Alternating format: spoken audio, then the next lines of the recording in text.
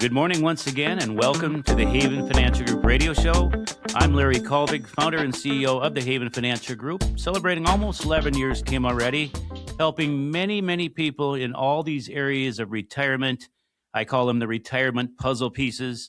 Do you have all the pieces to retirement? Are you missing a few? Do they go to the same puzzle? And if you're questioning that, it'd be all the worthwhile to give us a call at 612-504-8400.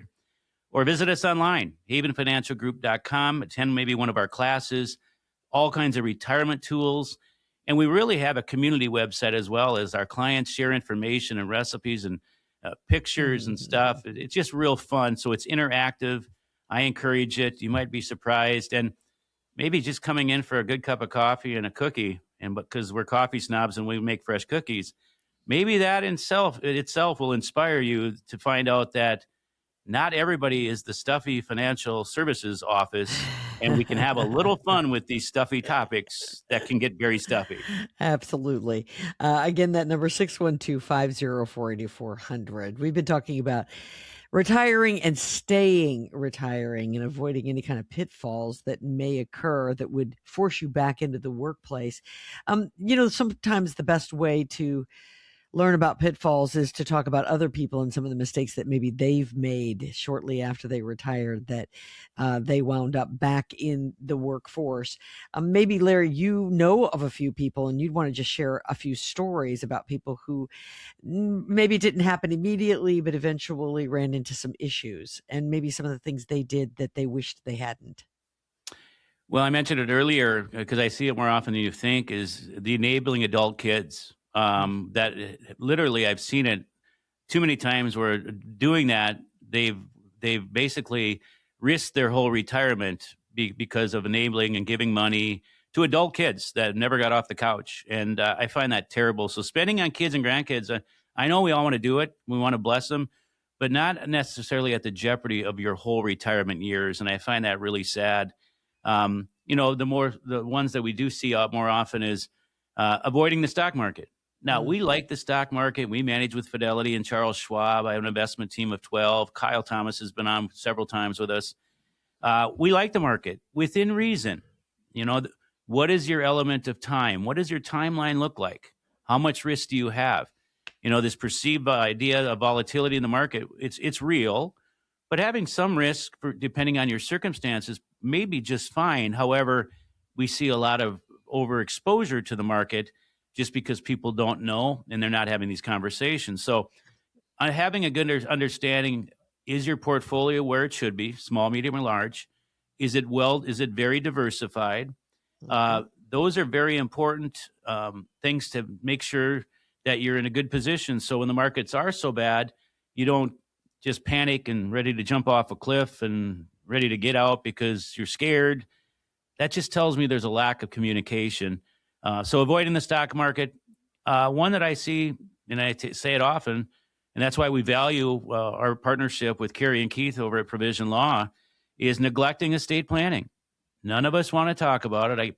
For years, so have you put together a will? Well, we've been thinking about it. How long have you been thinking about it? 40 years? That's a long time to be thinking about something. Right. Peace of mind to go with, you finally put together a will. You put together a trust. That's why our class in Farmington is full. Wills, trusts, and legacy planning. Even down to the simplest things, beneficiary designations. It sounds so elementary, but you can't believe how often I look at financial statements. We look at financial statements, and there's beneficiaries. There's no beneficiaries. There's outdated beneficiaries. That is just elementary. It shouldn't happen, and that's where a partner should hold you accountable to. You do know that there's no beneficiary on this account. Right. Oh, right. Or outdated beneficiaries. You forget that you were divorced or something, changed in your life, right? Yeah, you may have not forgot that you got divorced, but you forgot to take her or him off of your beneficiary. You probably remember you got divorced. Yeah, I think they probably would. Thankfully, I've never been, so let's just go there. Right, I haven't either. So, and I would at this point, I would worry that I might forget something. I don't know, Larry.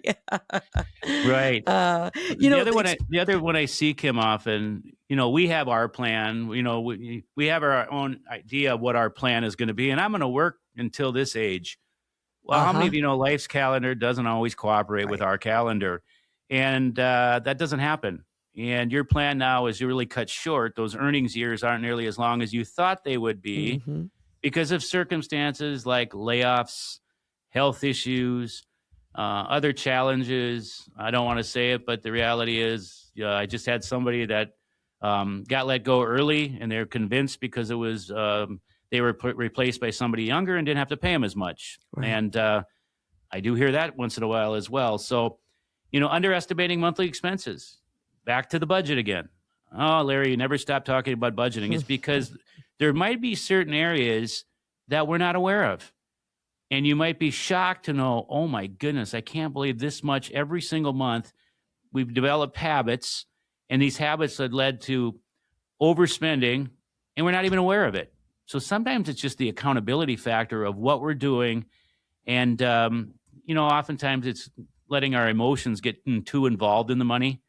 Um, you know, Again, there's a lot of emotion within psychology with money, but untimely decisions, they can really, really mess up a retirement plan. And that's where when we work for the folks and clients that we work for, hey, remember, we had this conversation. We've been through this discussion. Oh, yeah, that's right. And just that conversation gives them the confidence. Oh, yeah, we've already addressed this. I don't need to worry as much. Some people just worry to worry. Sure. But the end of the day is confidence comes from the communication, and that communication should be coming from those you're paying to work for you. Mm-hmm. And by the way, if you can't answer the question, what are you paying your guy or gal to manage your money? I think you should.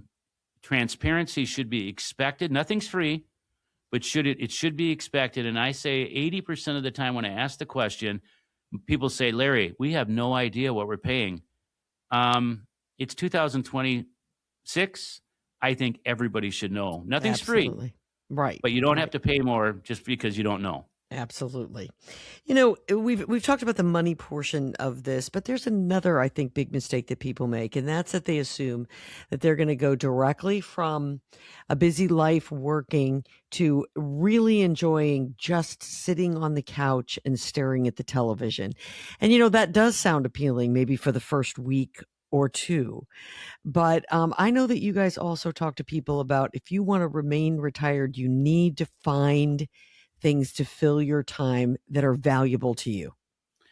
You got to fill the void. All those years of going to work and it occupied all your time, even the friends you create at work, you got to have a purpose. We Mhm. see the recipe of people that don't find a purpose. And unfortunately, Kim, it doesn't bode well. And those that transition to retirement, because we all transition differently, and they successfully do it because they stay active. We see volunteering a lot, giving back to the community, working at the church, getting involved in choir, getting involved with groups, social Mhm. groups, the community center, again, a variety of different things, because you got to do something. Part-time work, you know what? You got to do, part-time work, consulting, whatever it is, you got to figure it out. And for some, it takes a little longer. And it's why in Minnesota, because we're just finishing up winter, we oftentimes tell people if you can avoid retiring in October and November, it may be a good idea because you have all those cold winter months where some people you're cooped up because you're not really into winter sports. We just found that oftentimes people regret retiring in those months here in Minnesota. Absolutely. Well, there is so much that goes into a fulfilling retirement and keeping you retired. And if you have questions about that, we hope that we've answered a few of them this morning, but we know that there are so many, and everyone's retirement is different and everyone's plans are different. So, plans must be made individualized for you and your goals and your dreams. If you would like to have some answers to some of your questions, if you're looking for a partner in all of this, give the folks at Haven Financial Group a call. 612-504-8400 is their number. I want to give it to you again so you can write it down. And if you can't call today, that's not a problem. Just call when you have time. The number again is 612 504 8400. All right, Larry, here we are, another successful show, and I think we've brought him some great info.